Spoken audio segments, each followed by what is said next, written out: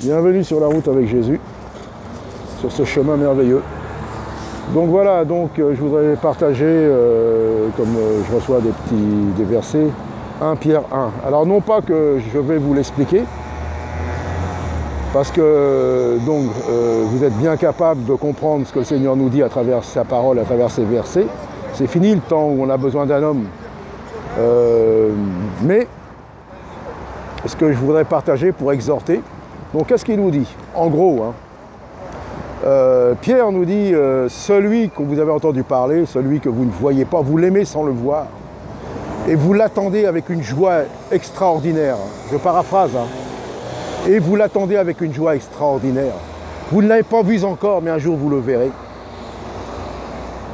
Et votre joie est parfaite parce que ce que Pierre disait, alors je ne vais pas l'expliquer, mais je partage, c'est que lui nous a transmis celui avec qui il avait vécu. Il avait vu notre Seigneur, notre Maître, notre Sauveur, comme nous voyons nos amis, nos frères, nos sœurs. Il a vécu avec lui.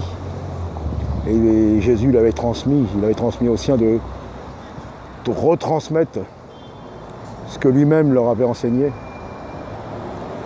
Et il nous dit, voilà. Donc le témoignage de Pierre est fiable.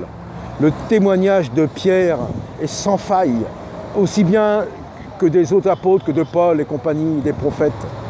Ces témoignages sont fiables, clairs, nets, sans bavure, incontestables.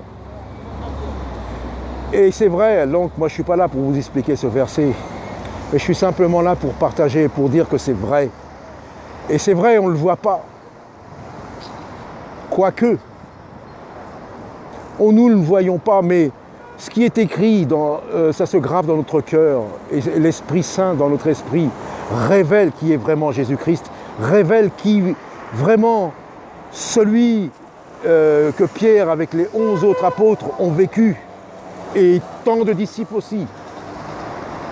Et le Saint-Esprit est là pour nous révéler Jésus-Christ, et on fait une rencontre, non pas imaginaire, mais une rencontre réelle avec le Maître. Certains peuvent le voir en vision, certains, il s'est manifesté.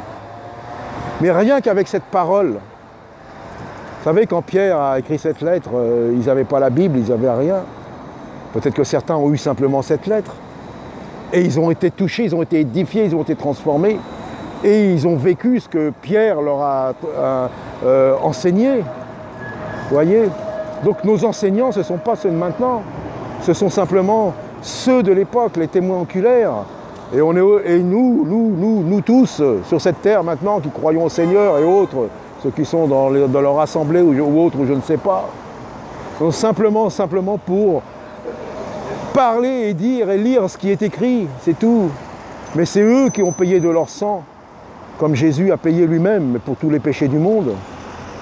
Pour que nous ayons ceci, là, ce que nous avons entre les mains, et nous avons un trésor. Et la Bible se vit. Alors c'est vrai, il nous dit, vous l'aimez sans le voir, on ne le voit pas, mais il est tellement présent en nous que c'est vraiment merveilleux, que c'est puissant. Donc voilà, c'est ce que je voulais partager. Avec l'évangile pur, l'évangile simple, nous marchons sur des lieux élevés.